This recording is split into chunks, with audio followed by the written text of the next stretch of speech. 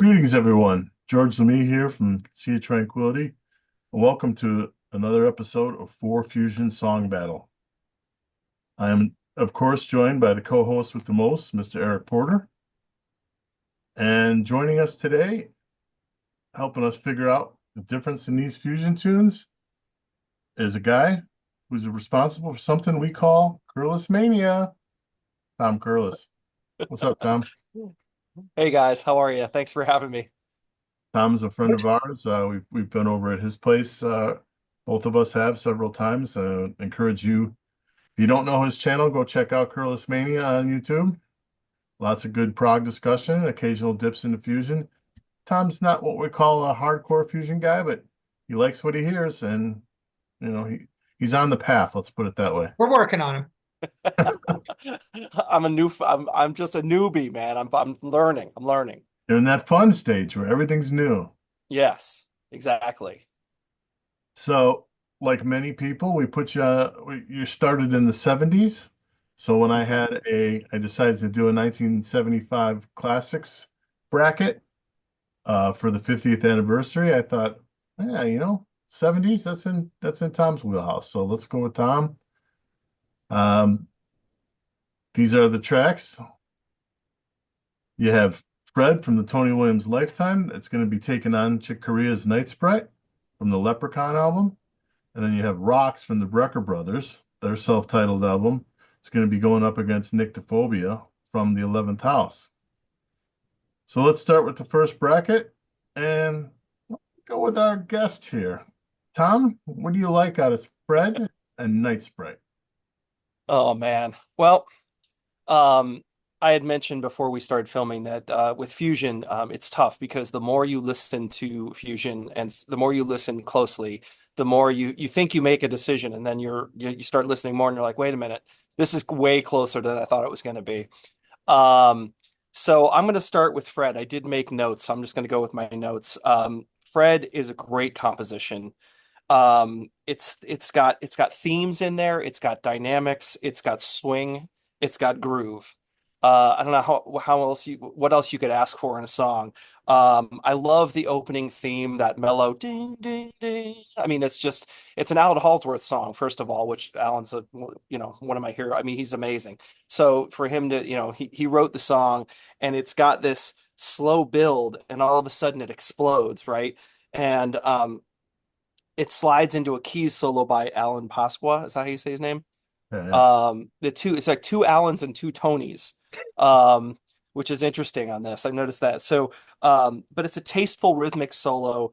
And Alan comes in, kind of slowly but surely, and he just explodes into this epic solo. I mean, it's just like, oh my God. It's like Halsworth at his best. It's unbelievable. I mean, I just love the way he cut his tone, his rhythm. He's doing these like sort of staccato rhythmic things that I'm like, and then underneath it all, the two Tonys are just cooking. I mean, cooking like with this math. I don't know what time signature is, but they're kicking. It's like 16/8 or something. They're just killing it. And the bass and drums are just throughout the whole thing. It's just unreal. I have in caps, wow. Just the underneath anyway. So then they start playing unison lines. So if it's not good enough already, then they start playing in unison with the two Allens, and then the theme returns. It's incredible. It led me to buy it now. I went and bought it like immediately. I mean, that's how good Fred is. It's like I gotta buy the album. I gotta find out where this came from. And sure enough, this album is incredible. So that's a great start, Fred, off the top. And then we go against Night Sprite, which is Chick Corea, and I believe this is when he was still in Return to Forever. He just did an album on his own. Is that true, George? It is true. Yeah, yeah. So Leprechaun from 1976. And this is a great groove. I mean, this is another where you're like listening to it and you're like, wow. It's kind of like and it's Steve Gadd. And I mean, Steve Gadd is the master. And it's what's incredible is that he's doing these amazing things on the drums, but it's so clean. It's not like it's just it's incredible. That guy is like, I don't know, and you watch him play and he looks like he's barely trying. He's just like he's like all wrists, and it's just like, oh my God. But anyway, so Steve Gadd just kills it throughout the whole thing. And then there's this like it kind of there's a lot of like again unison stuff going on with Chick, and I believe there's like clarinet or sax or tenor. I'm not sure what it is, but there's wood. I don't know what that is. The Do you know what that soprano is? sax. Soprano sax. So there's a lot of sort of like unison lines going on.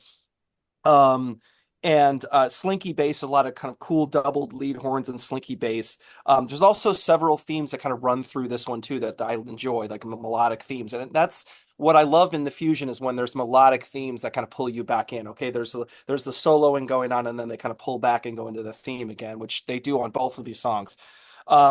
So there's almost like he's playing keys through like a wah pedal because there's a little like wah, wah, wah, wah, wah kind of vibe going on.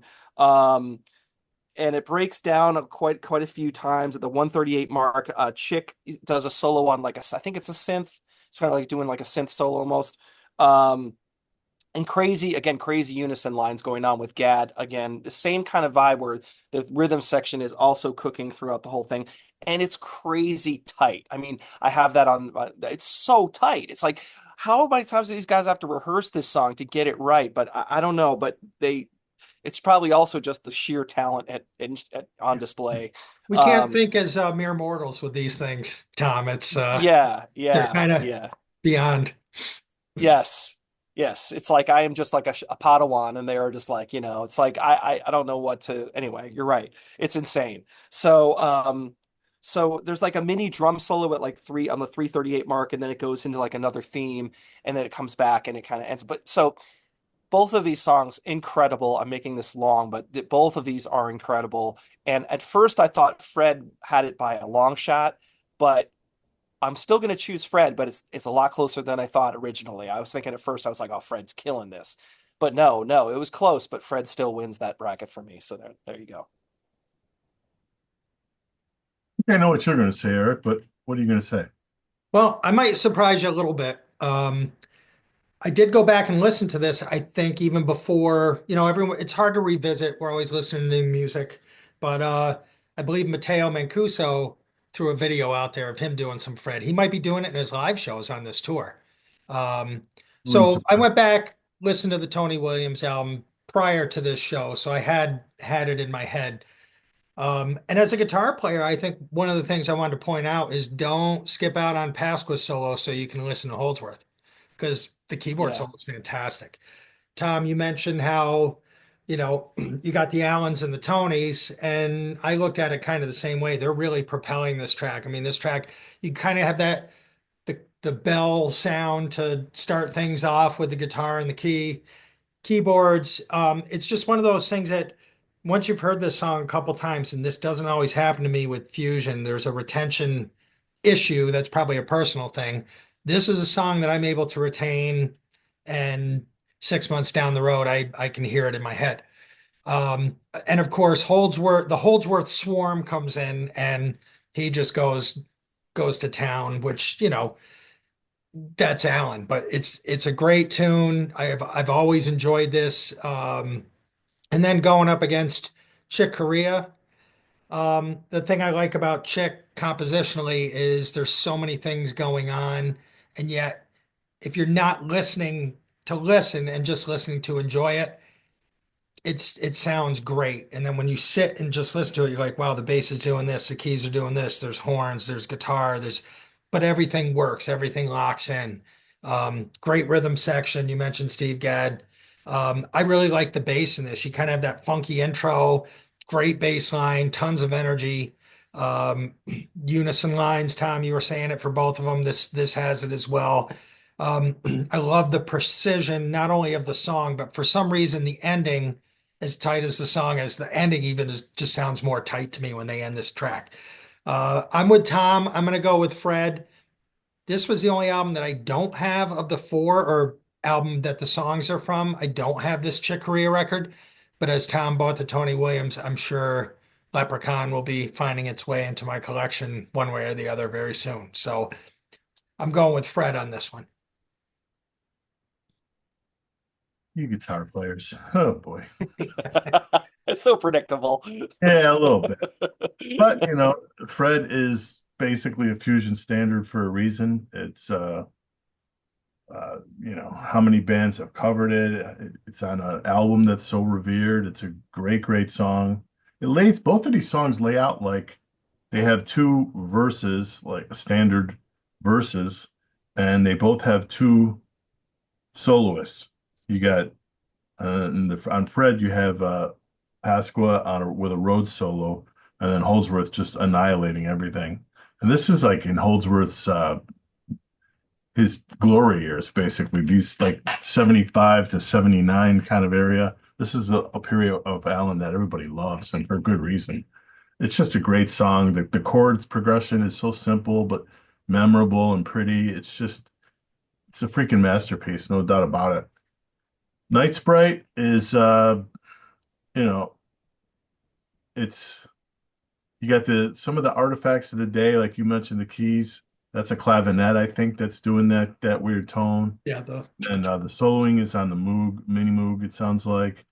And this also has the two verses. The verses are basically Gad playing that beat that Tom mentioned, and then Anthony Jackson just wailing on bass.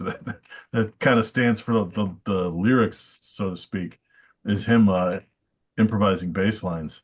And then when they go into the solo trade-offs, that part is just it's driven by Gad's beat. Gad's beat is constantly changing a little bit, but not that much. He's just adding a little stuff to it. He really propels that section. Chick and saxophonist Joe Farrell trading quarters. I mean, incredible riffs. Uh, you know, I love Fred, but to me, Chick Corea is the greatest composer in this genre has ever seen, and this is a good Chick Corea song. So you put that with the Steve Gadd drum solo, I couldn't go against Night Sprite. Um, my protest vote is for Night Sprite. So let's go to the right side of the bracket. Tom, what do you like out of Rocks and Nyctophobia? Okay. Rocks. I mean, the first time I ever heard, I just got to bring this up. So the first time I ever heard the Brecker Brothers was either on this. I think they're on 10th Avenue Freeze Out, or this. I think they're on Hello, It's Me, on this record as well. So they were like, I think they were like, first call session guys in the 70s, Okay. probably most likely. Um, and then, they made this record. Somebody at a label said you guys should make a record. But anyway, this is from their debut from 1975. It's brass led for me. So this is where I struggle a little bit sometimes with brass led stuff. Um, you know, a drummer who's, someone like Tony Williams, the drummer led stuff is just for me, as I started as a drummer. So that's just like, that's right in my wheelhouse. The brass stuff is really cool, but for me, it wears a little bit thin. But however, this, uh, this song, it's got that brief intro. It breaks down at about 44. It picks up at speed. And then, it's got this wah guitar. It's sort of funky. They're kind of, doing the funk thing, and they're doing it well.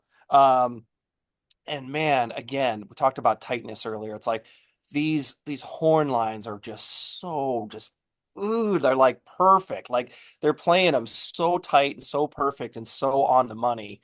It's hard not to be pretty awed by it. And they're doing fast lines too. They're doing this and it's like, whoa, like all of a sudden you go, man, that was awesome, And the solos, the sax solos, things, it's kind of the fusion thing where it breaks down and does a solo, and then about 2:30, the tenor, I think it's tenor and alto sax or solos, I believe.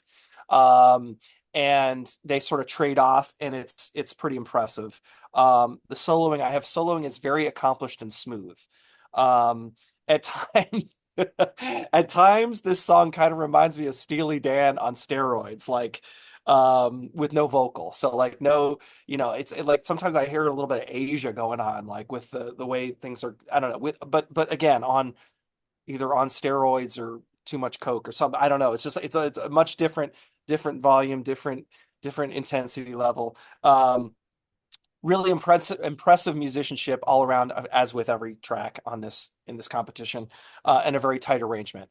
Now, 11th House. This was one that really really grew on me. This was one that was like the dark horse of the race. That when I first listened to it, I thought it was a little too like, ooh, it's almost like too much going on. Like I can't really, there's so much happening here that I can't even really digest it very well.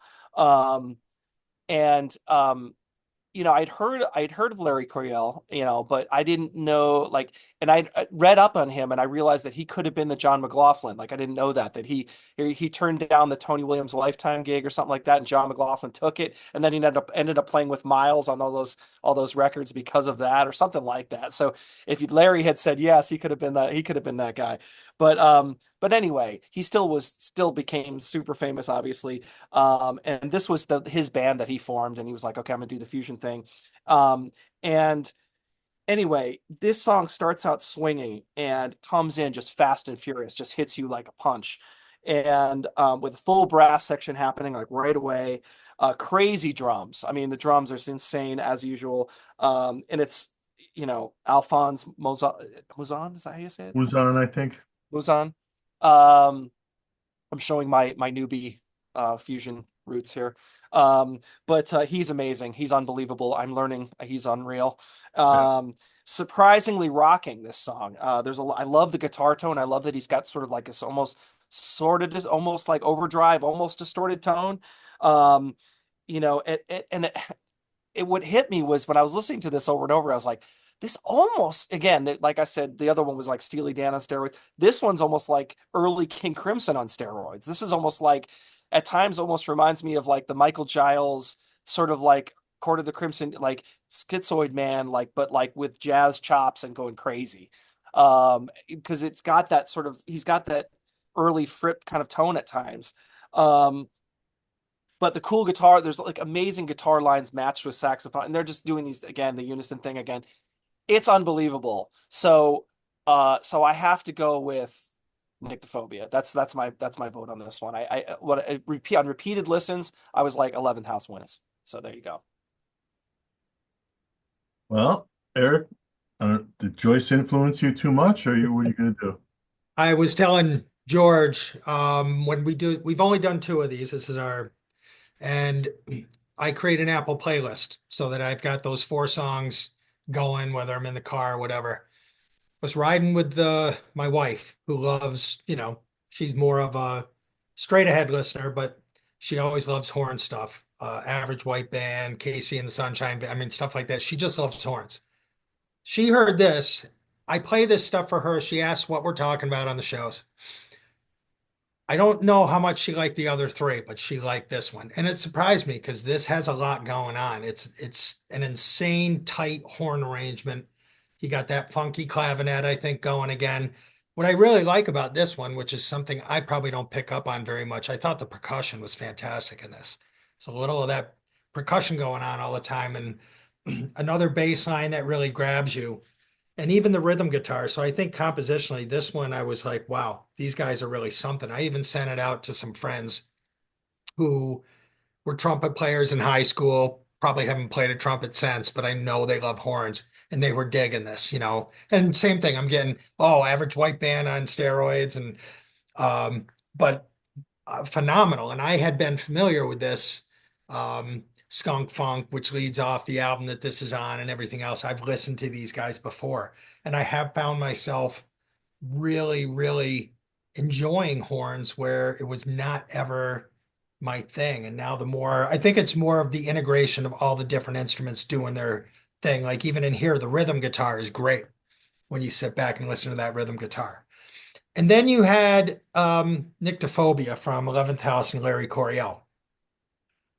And Larry kind of got ripped on one of the 4Fusion shows recently, being a little sloppy. And I can't remember, George, correct me if I'm wrong. I don't remember if it was Danny or Chris who was Danny. kind of, it was Danny who was kind of ripping on him.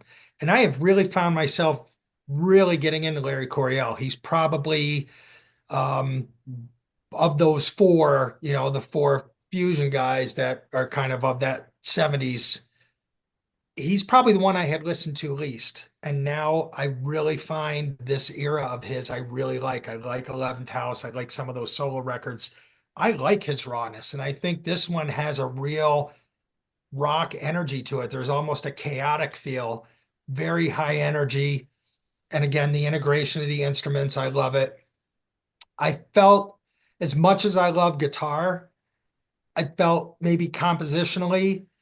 And Tom, you mentioned King Crimson, which I hadn't thought of, but it has that heaviness with the tone of his guitar that has that King Crimson vibe. This one is killing me because I've been flip-flopping for the last couple days. And whether it was my wife or not, I think I got to go with Rocks. I just think compositionally it blows me away. Not that the 11th House doesn't. And like I said, getting into Larry's stuff more, I really, really like Larry Coryell, but I don't know. I just thought the composition for Rocks maybe just put it here. And this morning I was still thinking of going the other way. So that's how tough this one was for me. And they're different, they're different vibes to each song, but Brecker Brothers on that one for me. They're both kind of hard drivers, though. It's Yes. got that. Not, well, I mean, Nyctophobia drives harder, but they both kind of pump. Um, Rocks is from the debut Brecker Brothers album, first song of their whole career. Oh, what a way to start a career! Uh, it's the Yeah. only song in this bracket that has a member from the David Letterman band on it. Will Lee's the bass player. Did not know that. Yeah. And the solo section is two saxes trading off. You got Michael Brecker trading with David Sanborn, which, I mean, that's not something you hear every day.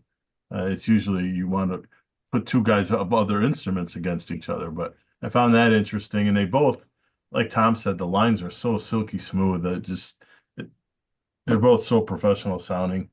Brecker, of course, is like the sax voice of the last 40, 50 years. And David Samberg, probably an underrated guy. Know him more of like a session guy or even like a smoothie guy, but the 70s stuff he could really play. I mean, so the soloing's great. The riff is great. The horn lines, just incredible. I remember when we had him in the square, how impressed you were, Eric, at the lines these guys come up with and how tight they are. I don't Mhm. know if it's got something to do with they played on like 200 albums together, or it's got something to do with their brothers, but they lock in, man. It's just They are incredible. locked. Yeah. And then Nyctophobia, the only song in here written by a drummer. Alphonse Mouzon wrote this tune, did it on one of his solo albums, and it is a hard driver. Mouzon is playing. If you don't like busy drumming, forget about it, because this dude's playing a million notes, man. It's a beat. He's not soloing per se. It's a beat, but it is busy. And this is the only one that doesn't have two pseudo verses. It's got one verse, and when you think they're going to go back and do that again, they go back and do the bridge again before they start soloing.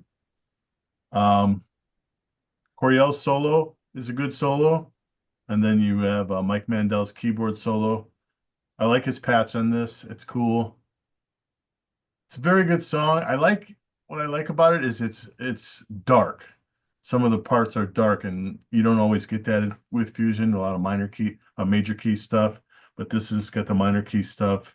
That part where they're like da da da da da. That's so ominous, man. Yeah. Yeah. It's like, Yeah. and even the part where it's da da da da da da da da da da da da. That part is totally cool. I like you guys. I went back and forth on this one.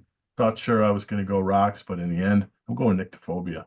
It's just, I love the spastic nature of it, and I don't know. Tomorrow I'll probably say rocks, but right now I'm going to say Nyctophobia.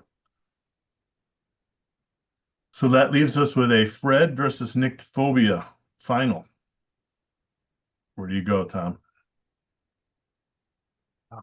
Now this is where it gets really hard. Because I do This like is your exactly, two yeah. picks. That's Yeah, right. my two picks exactly. Yeah. So it's like I picked, yeah. So I really, like you said, George, I really like the sort of almost unhinged craziness of Nyctophobia.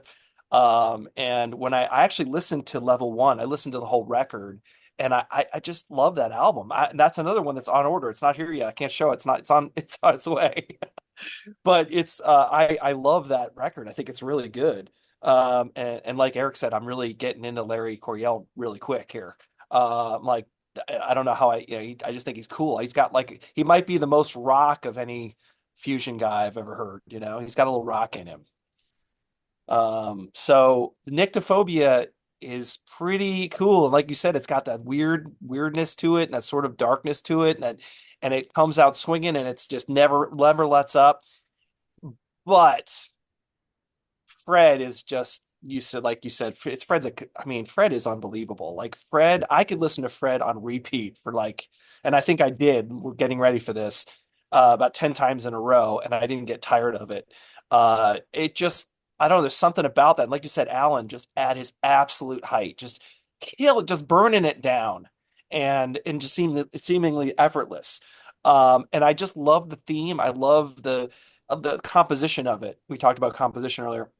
I love the composition of Fred, and it just flows so well. And it's so well, by the way, it's so well recorded. Like that, this whole record, I think Bruce Botnick recorded. It's so good. It's like it just sounds amazing. The drums sound, the kick drum. You're like just can feel it in your gut. It's unbelievable. I just love, and the playing is. It's got that great combination of soloing, virtuosity, plus composition and things that you can remember. So I got to go with Fred. Eric? Yeah, Tom, I'm with you. Not that it wasn't a difficult decision, but this coming down to the final, and obviously I had rocks, but putting Nyctophobia up against Fred, again, these are all four, you know, you hate putting one above the other, but you had to do that. But for me, Fred, between Pasqua and Holdsworth, and I think, like I said in the beginning, Fred is a song that's here, which I can't always say about a lot of the fusion as much as I've been listening to and trying to. Fred is locked in. Nyctophobia, like you guys said, heavy, great. I dig Larry. I love his playing too, and like you, Tom, I'm getting more and more into him, but not today. It's got to be Fred in this one. Yeah, I'm gonna make it unanimous. The thing is, the Fred is better on both counts. It's better composition and it's better playing. It's hard to beat Yeah. that. I mean, Yeah. as good as the playing is on Nyctophobia, Fred is just savage. I mean, Yeah. all across the Yeah. board. And it's got that, it's more memorable.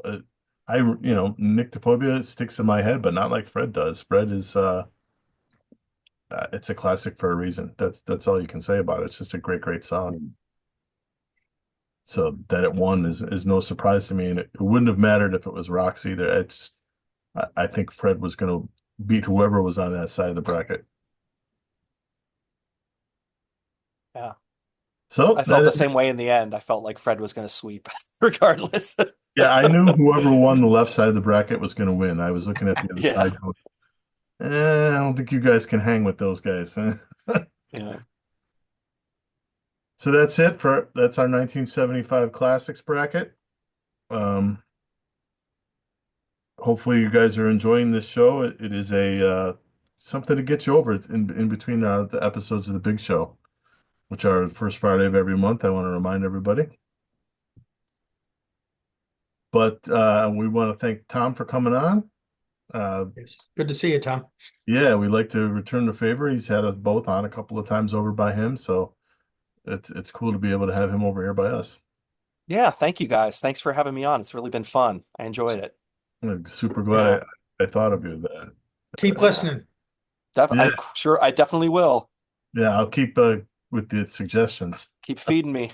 Keep Yeah, feeding me. careful because George makes the bank account go like that. So Yeah, that's the problem. You can tell I've already ordered this and I got another one on the way. It's just from this alone. I mean, come on.